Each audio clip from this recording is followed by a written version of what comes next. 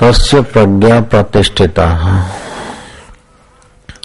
प्रसादे सर्व दुखानां हानिरस्योपजायते प्रसन्न चेतसो या सुबुद्धि पर्यवतिष्ठति। प्रसन्नता हिंदी में खुशी को प्रसन्नता बोलते हैं, लेकिन संस्कृत में शुद्ध अंतःकरण को, शुद्ध मन को, शांत मन को प्रसन्न बोलते हैं। खुशी को प्रसन्नता बोलते हैं लौकिक भाषा में, लेकिन शास्त्रीय भाषा में शांत मन, शुद्ध मन और शांत मन को बोलते प्रसन्न। प्रसादे सर्व दुखानां हानिरस्योपजायते प्रसन्न चेतसो यासु बुद्धि परिअवितिष्ठते। वो प्रसन्न चेतसा जैसे शांत जल हो और निर्मल जल हो तो उसमें अपना मुंह देखता है, ऐसे शांत मन और निर्मल मन हो तो उसमें परमात्मा सुख झलकता है और बुद्धि उसमें प्रतिष्ठित होती है।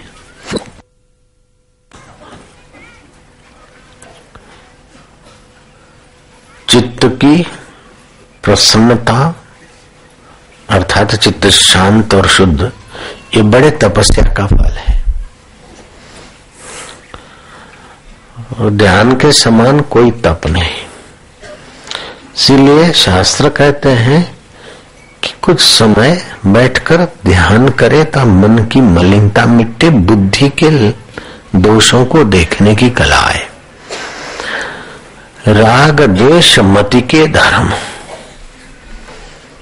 जहां राग होगा वहां पक्षपात होगा, जहां द्वेष होगा वहां नाहक की कुड़न होगी और सारा संसार राग द्वेष की रस्सी से घसीटा जा रहा है।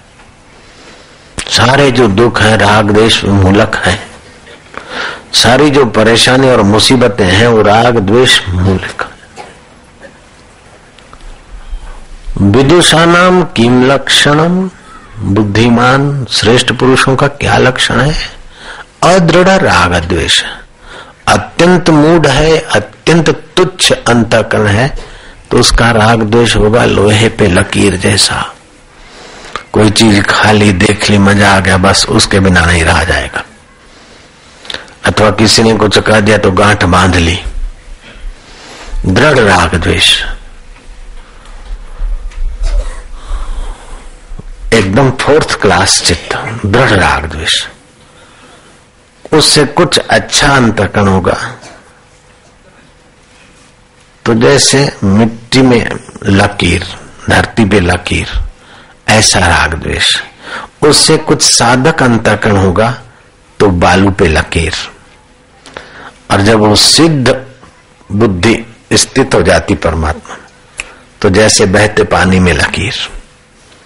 संत के जीवन में भी राग द्वेष देखेगा लेकिन बहते पानी में लकीर जैसा। साधक के जीवन में राग द्वेष देखेगा बालू पर लकीर जैसा। निगुरे के जीवन में राग द्वेष दिखेगा तो मिट्टी पे लकीर जैसा। लेकिन अत्यंत छोटे दिल वाले पर राग द्वेष दिखेगा तो लोहे के पर लकीर। छोटी छोटी बात में खून आवर के कर देंगे, कुछ हो गया तो 10-10 साल वेर बांध देंगे, जेल सी रखेंगे। तो जो भी दुख है वो प्रज्ञा के अपराध से आते हैं, कुछ प्रकृति के उथल पाथल से आते, कुछ वातावरण से आते हैं। अब वातावरण को, प्रकृति को, ईश्वर को आप रोक नहीं सकते, लेकिन उसमें दुख में दुखी होकर डूब मरना और सुख में सुखी होकर उसमें आसक्त होना या न होना, ये अपने हाथ की बात है। जो अपने हाथ की बात है वो कर लो तो बाकी का जैसा भी है आपको कोई तकलीफ नहीं देगा। सारी धरती को चमड़े से ढकना तुम्हारे हाथ की बात नहीं है। अपने पैरों को चप्पल से ढक लेना तुम्हारे हाथ की बात है। पग में जोड़ा हो तो आखी धरती भले न कांटा हो आपने शू, पण आखी धरती ने तमे ढांकी मूको, पण पग उगाड़ा हो तो क्यांय काकरो वागी जाए। कहीं कंकड़ लग जाएगा। ऐसे अपनी बुद्धि को ज्ञान से आलोकित कर लो, अपनी मति को ज्ञान का कवर चढ़ा दे। हर रोज हमारी बुद्धि उस परमात्मा में डूबती है, लेकिन ऐसे कि स्त्री तो गई घूमते घूमते, जब पति थकी तो पति के बिस्तर पर सोई, जगी तो पराये घर भागी, थकी तो आई और जगी तो भागी।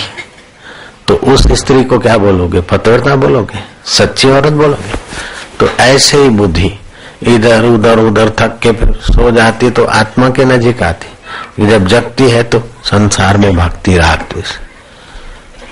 तो पति की पहचान ही नहीं उसको।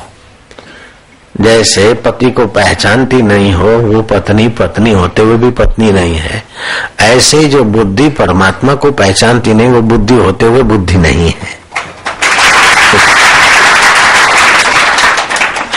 पेट भरने वाली बुद्धि तो मच्छर के पास भी, घोड़े गधे के पास भी है। तो तस्य प्रज्ञा प्रतिष्ठिता, उसकी जो प्रज्ञा है, बुद्धि है, परमात्मा में प्रतिष्ठित होती है। परमात्मा ज्ञान स्वरूप है, परमात्मा सुख स्वरूप है, परमात्मा आनंद स्वरूप है और परमात्मा प्रकृति से पार है। तो ये बुद्धि